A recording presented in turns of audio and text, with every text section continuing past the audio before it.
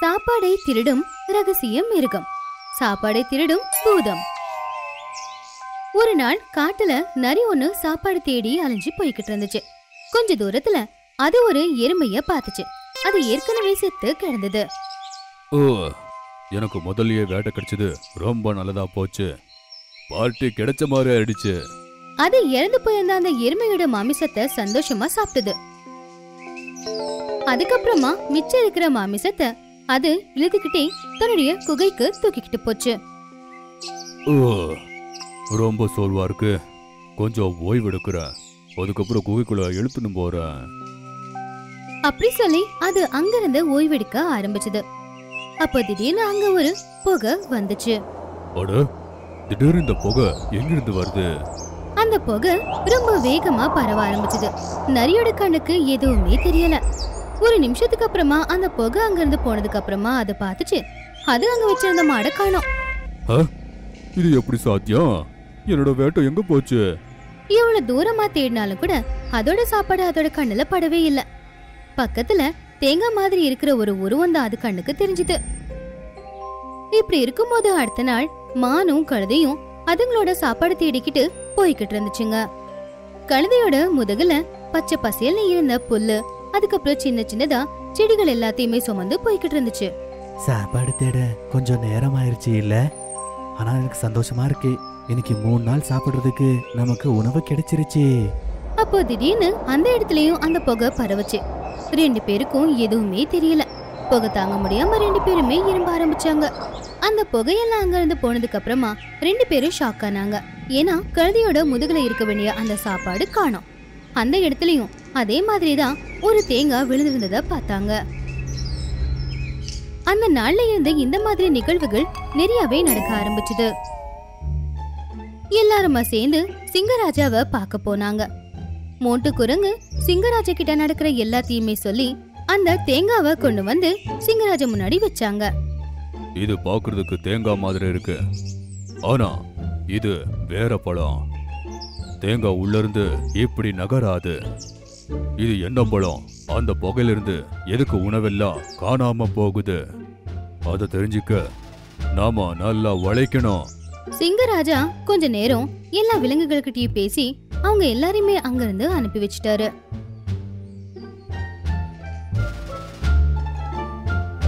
சாயந்தர நேரம் மைனா அதோட கூட்டுல அதோட குழந்தை கூடவே உட்காந்துக்கிட்டு இருந்துச்சு. இங்க பாருப்பா மிட்டு, நான் உன்கிட்ட எவ்வளவு சொல்லிருக்கேன், தயவு செஞ்சு இந்த கூட்டை விட்டு வெளியில குதிச்சு போகாது அப்படின்னு. உனக்கு இன்னும் பறக்கவும் வரல. வேற ஏதாவது விலங்கு உன்னை பாத்துச்சுன்னு வச்சுக்கோ, அதுக்கப்புறமா உன்னை கொன்னு தின்னுடும். நீங்க கவலைப்படாதீங்க அம்மா, நான் எப்பவுமே ஓடி போக மாட்டேன். கொஞ்ச நேரத்துக்கு அப்புறமா மிட்டு தூங்கிடுச்சு. மைனாவும் தூங்க ஆரம்பிச்சுது. கொஞ்ச நேரத்துக்கு அப்புறமா மிட்டு கண் முழிச்சான். அதுக்கப்புறம் சொன்னா, அம்மா தூங்குறாங்க, நான் வெளியே போறதுக்கு இதுதான் சரியான நேரம். அப்படி சொல்லி அது கூட்டு விட்டு வெளியே வந்து மெதுவா மெதுவா தரையில இறங்கி வந்து நின்னுச்சு. அட சூப்பர், இன்னைக்கு நைட் போறா, நான் காட்டுல சுத்தி நடந்து நடந்து வர போறேன். அப்படி சொல்லி அது அங்கிருந்து நதியை நோக்கி போச்சு. அப்போ அதுக்கு அங்கிருந்து ஒரு குரல் கேட்டுச்சு. அடேங்கப்பா, என்னோட சாப்பாடு. அப்போ மிட்டு திரும்பி பார்த்தப்போ ஒரு பூனை மிட்டுவை துரத்திக்கிட்டே வந்துகிட்டு இருந்துச்சு. அட கடவுளே, இது எங்க இருந்து வந்துச்சு? அது உடனே அங்கிருந்து ஓட ஆரம்பிச்சது. ஆனா பக்கத்திலேயே பூனை வரத பாத்துக்கிட்டே பயந்துருச்சு. தூரத்துல ஒரு குகையும் வந்துருச்சு. மிட்டு அந்த குகையை நோக்கி போன உடனேயே பூனையும் அது மேல தாக்குதல் நடந்துச்சு. ஆனா மிட்டுவை பிடிக்க முடியல. மிட்டுவோட 2 இறகுகள் மட்டும் குகைக்கு வெளியில விழுந்துருச்சு. அது ஓடி குகைக்குள்ளேயே போயிடுச்சு. ஐயோ, பழச்சிட்டேன். அப்படி சொல்லி அந்த பூனை அங்கிருந்து ஓடி போயிடுச்சு. காலையில மைனா எழுந்திருச்சதும் பக்கத்துல மிட்டு இல்லங்கிறத பார்த்து அவ டென்ஷன் ஆயிட்டா. அட, மிட்டு எங்க போயிட்டா? அக்க பக்கத்துல மைனா மிட்டுவை தேடினா. ஆனா எங்கேயுமே மிட்டு அவளுக்கு கிடைக்கல. அதுக்கப்புறம் அவ நேரா சிங்கராஜாவோட சபைக்கு போனா. என்னோட காட்டுல என்ன நடக்குது? முதல்ல விலங்கோட உணவெல்லாம் காணாம போகுது, இப்போ மிட்டு தொலைஞ்சு போயிட்டானா? எல்லா விலங்கும் மிட்டுவை தேட ஆரம்பிங்க. அப்புறம் நீ என்ன உன்னோட வீட்டுக்கு கூட்டிட்டு போ. அவங்கள அக்க பக்கத்துல நான் தேடுறேன். எல்லா விலங்குகளும் மிட்டுவை தேட ஆரம்பிச்சாங்க. அதுக்கப்புறம் சிங்கராஜாவும் மைனா கூட சேர்ந்துக்கிட்டு மிட்டுவை தேடிக்கிட்டு காட்டுக்குள்ள அலைஞ்சுக்கிட்டு இருந்தாரு. மைனா குகைக்கு வெளியில மிட்டுவோட இறகுகள் இருந்ததை பார்த்த உடனே அவ அது மிட்டுதான் கண்டுபிடிச்சா. இது மிட்டுவோட இறகுதான். மிட்டு இந்த குகைக்குள்ளதான் போயிருக்கணும் போல. வாங்க பார்க்கலாம். அப்படி சொல்லி சிங்கராஜா மைனா கூட அந்த குகைக்குள்ள போனாரு. சிங்கராஜா தூரத்துல இருந்தே பார்த்தாரு. உள்ள மிட்டு உட்காந்துக்கிட்டு இருந்தா ஒரு மூலையில. அதுக்கு முன்னாடி ஒரு கழுதைப்புலியும் நின்னுக்கிட்டு இருந்துச்சு. சின்ன பயலே, இங்க நீ வந்து பெரிய தப்பு பண்ணிட்ட. என்ன தயவு செஞ்சு விட்டுடுங்க. ஒருவேளை உன்னை விட்டா என்னை பத்தி நீ எல்லார்கிட்டையும் சொல்லிடுவ.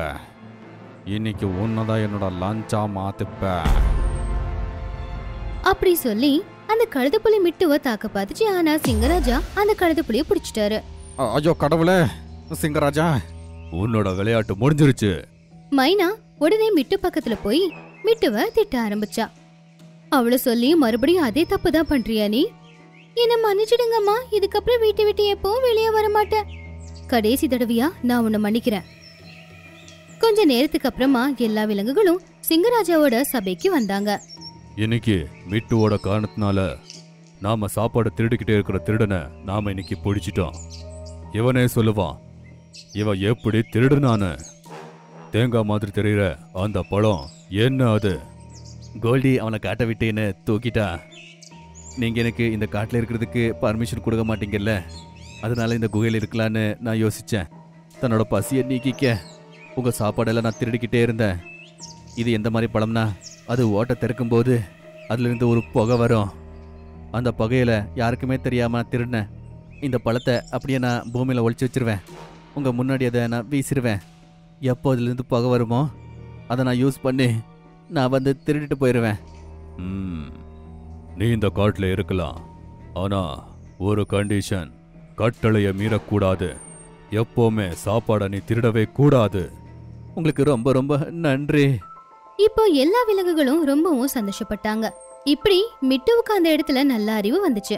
மத்த எல்லா விலங்குகளுக்கும் சாப்பாடு திருடுற அந்த கழுதைப்புலி கிட்ட இருந்து விடுதலையும் கிடைச்சிருந்துச்சு.